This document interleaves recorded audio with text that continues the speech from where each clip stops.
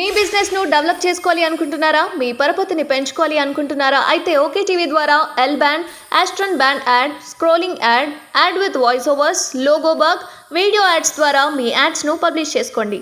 సంప్రదించవలసిన phone number 8520917933. Andhra Jyothi కొత్త ఏడాదికి కొంగత్త ఆశలతో చూస్తుండగానే ఏడాది గడిచిపోయింది. 2023 కాలగర్భంలో కలిసిపోయి 2024 వచ్చేసింది. గడిచిన ఏడాది కాలంలో ఎన్నో తీపి జ్ఞాపకాలు, చేదు సంఘటనలు, మరెన్నో సంచలనాలు. కొత్తకు ఎప్పుడు స్వాగతం, పాతకు వందనం అన్నట్టు ఆ పాత జ్ఞాపకాలకు బాయ్ చెప్పి 2024కు స్వాగతం పలుకుదాం. సో మొత్తానికి తెలంగాణ రాష్ట్ర ప్రజలందరూ కూడా నూతన సంవత్సర శుభాకాంక్షలు అందరూ కూడా సెలబ్రేషన్ చేసుకోవాలి. ఈరోజు నిన్న నైట్ మొత్తం అందరూ కూడా బాగా ఎంజాయ్ చేసినట్టున్నారు. కూలీ నుంచి సాఫ్ట్వేర్ ఇంజనీర్ దాకా హైదరాబాద్లో డ్రగ్స్ స్మగ్లర్లు, వాడకందారులు అరెస్ట్. మాదక ద్రవ్యాలకు అలవాటు పడిన ఏపీ యువకుడు, అందుకోసం లోన్ యాప్ల నుంచి భారీగా రుణాలు, వాటిని తీర్చలేక స్నేహితుడితో కలిసి డ్రగ్స్ స్మగ్లింగ్. కొత్త సంవత్సర వేడుకలకు కోసం ఢిల్లీ నుంచి సరుకు వచ్చిందంట. సో మొత్తం నిన్న పెద్ద ఎత్తున డ్రగ్స్ దందా జరిగింది తెలంగాణ రాష్ట్రంలో. ఇక్కడ చూసుకోవచ్చు మనం. పట్టుకున్న వెస్ట్ జోన్ టాస్క్ ఫోర్స్ 7 లక్షలు స్వాధీనం చేసుకున్నారంట. డ్రగ్స్తో పోలీసులకు చిక్కిన మహిళా సాఫ్ట్వేర్ ఇంజనీర్. హెరాయిన్ సరఫరాలో యూపీ, రాజస్థాన్ కూలీలు, సూర్యాపేటకు చెందిన 2 గంజాయి స్మగ్లర్లు అరెస్ట్. ఒక్కరోజునే 40 కోట్లు. 31న హైదరాబాద్లో మద్యం అమ్మకాల జోరు. నిరుటు కంటే అధికం. రాష్ట్ర వ్యాప్తంగా విక్రయాలు 260 కోట్లని అంచనా. దాదాపు 40 కోట్లకు పైగా అమ్మకాలు జరిగినాయి తెలంగాణ రాష్ట్ర వ్యాప్తంగా. ఏది మన 31st నైట్ సందర్భంగా మందుబాబులందరూ కూడా బాగా ఎంజాయ్ చేసినట్టుంది నైటు.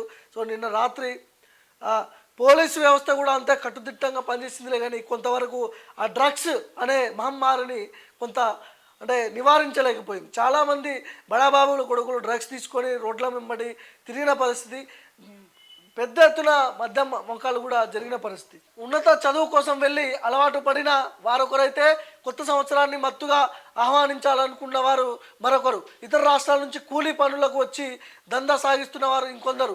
డ్రగ్స్ వాడుతూ విక్రయిస్తూ హైదరాబాద్లో వీరంతా ఆదివారం పోలీసులకు పట్టుబడ్డారు. నూతన సంవత్సర వేడుకలకు డ్రగ్స్ జరుపుకోవాలన్న వారిని లక్ష్యంగా చేసుకొని విక్రయానికి సిద్ధమైన వీరిని కటకటాల వెనక్కి నెట్టారు. ఇందులో పెద్దగా చదువుకొని కూలీలు, ఉజ్వల భవిష్యత్ ఉన్న యువత, మంచి ఉద్యోగం చేస్తున్న యువతి ఉండడం గమనార్హం.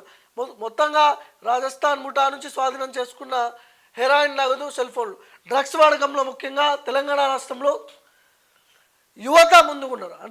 25 సంవత్సరాలు 30 సంవత్సరాల లోపున్న యువత మాత్రమే ఈ డ్రగ్స్ అనే మహమ్మారిని ఇంకా కొనసాగిస్తున్నారు, వాడుతూ ఉన్నారు. ఈ డ్రగ్స్ అనే మహమ్మారిని తెలంగాణ రాష్ట్రంలో లేకుండా చేస్తామని రేవంత్ రెడ్డి హామీ ఇచ్చిండు. ఖచ్చితంగా ఆ మాట మీద నిలబడాల్సిన అవసరం ఉంది. ఖచ్చితంగా దాన్ని తీసేయాల్సిన అవసరం కూడా ఉంది. తెలంగాణ రాష్ట్ర ప్రజలందరూ కూడా కావాల్సింది కూడా. ఎందుకంటే గత కేసీఆర్ హయాంలో విచ్చలవిడిగా డ్రగ్స్ వాడడం, డ్రగ్స్ కొనడం, అమ్మడం ఇవన్నీ కూడా విచ్చలవిడిగా చేసిన పరిస్థితి. కాబట్టి ఈ ప్రభుత్వంలోనైనా డ్రగ్స్ నివారించేందుకు మరి కాంగ్రెస్ ప్రభుత్వం ఎలాంటి చర్యలు తీసుకోబోతుంది అనే అంశాల గురించి కూడా మనం మాట్లాడుకుందాం. ఖచ్చితంగా డ్రగ్స్ లేకుండా చేస్తామని చెప్పిండు ముఖ్యమంత్రి రేవంత్ రెడ్డి.